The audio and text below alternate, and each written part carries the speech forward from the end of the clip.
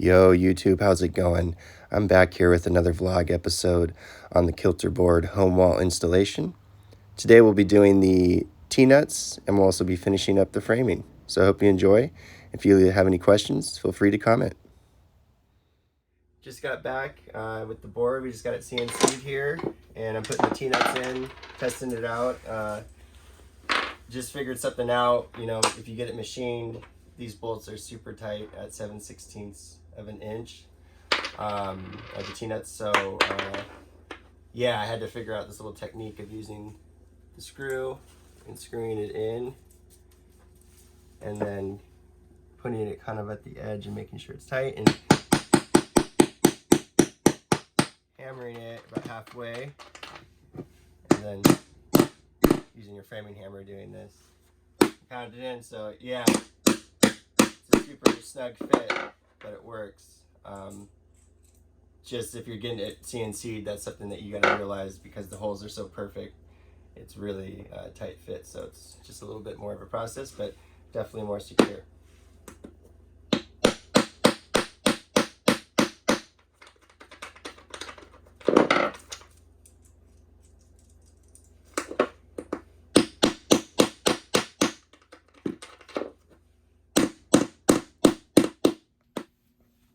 I'm back, day 2, night 2,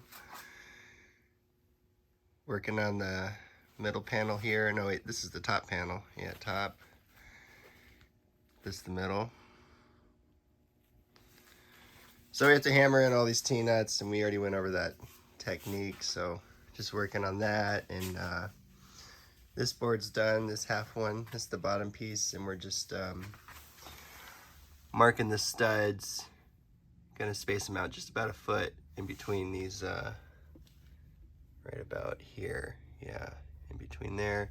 So every foot where we got these little dashes. Gonna be doing 2x6s now as well, just because just looking at the weight of the whole wall, it's gonna be a little heavier than this MoonBoard. So yeah, I think 2x6 is gonna work a lot better. So I'll update you as we keep going. It's the hardest part.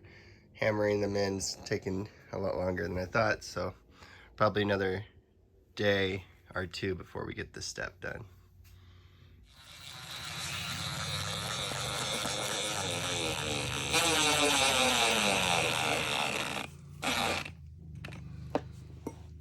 There we go.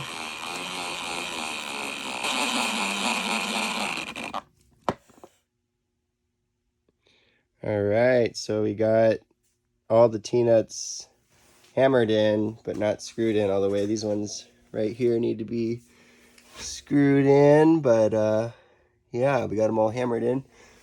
Finish that tomorrow. These are all screwed in. Just finish that up. One tip, switch hands while screwing them in, and then I was sitting down, put the board on the table so you're not straining your back.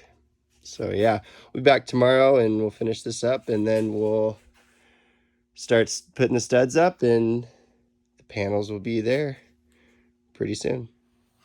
All right, back here today. This is day 3 of the T-nuts and the panels here. Gonna finish them up, just doing the last screws here. We'll be all done finally. 930 screws, 310 T-nuts. All right, just got the last screw in. We're all done.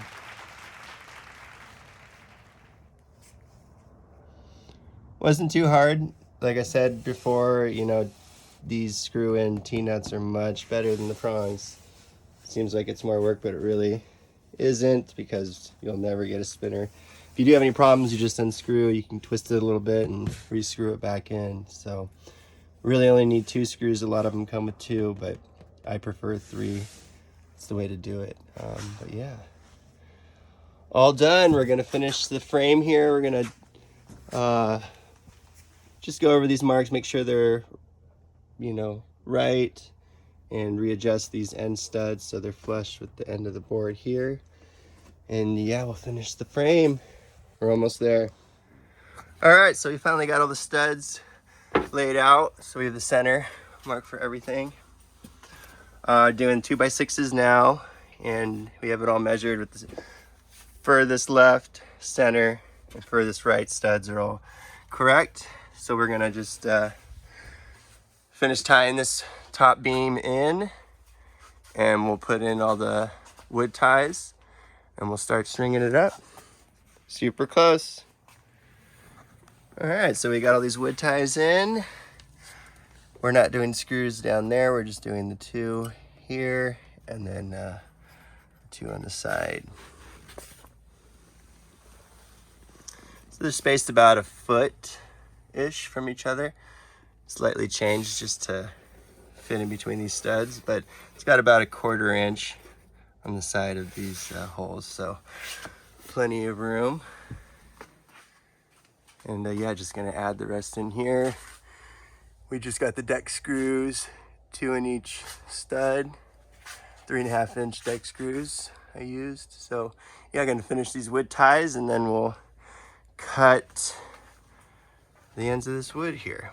And all the wood ties are in the bottom and up top here. So yeah, we're looking good. Hardest part's done. Just gotta make these cuts. So I got every board here marked at 45 degrees. So these are 12-foot long boards, so it's cut right on the end. It just fits. So we'll cut these ones at 50. That'll make up for that 5-degree pitch that we got going on here. So once these are cut, we'll start putting them up. All right, ready to cut. We got everything raised up here on 2 2x4s. So we will take this saw and just cut it nice and easy. So we'll fire them all out here, and yeah, we'll be updated after that.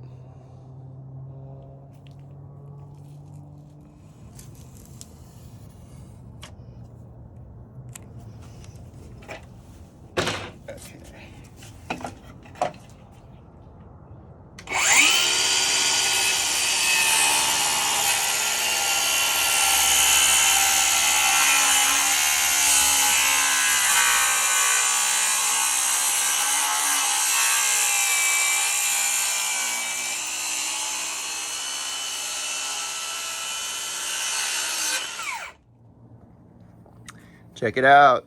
Got all the cuts done just in time before the sun sets here. So these are all cut at 50. And those ones that tie in at the bottom, cut at 45. Ready to start throwing up the studs and then the panels.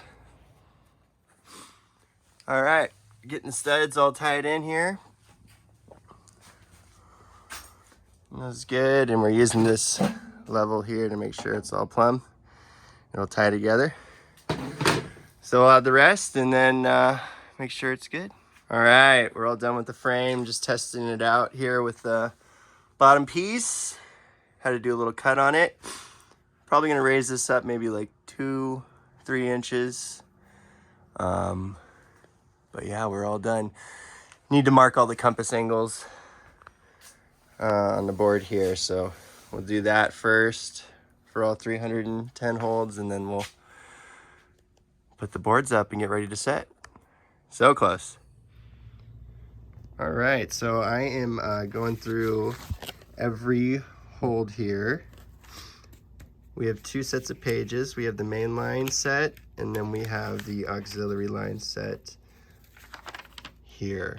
So the main line are these, and the auxiliary ones are these ones. So it goes main, auxiliary, main, aux. So, as you can see, hold 1376, 175 degrees, 1376, 175. So we'll do that for every hold, all 310 of them, because I think that's the best way, because these packs, and they come, you know, in the right order. So we have 1, 1, 6, 4, or whatever, and they're all, you know, 10 of or 5 of the same holes, however many there are in there. And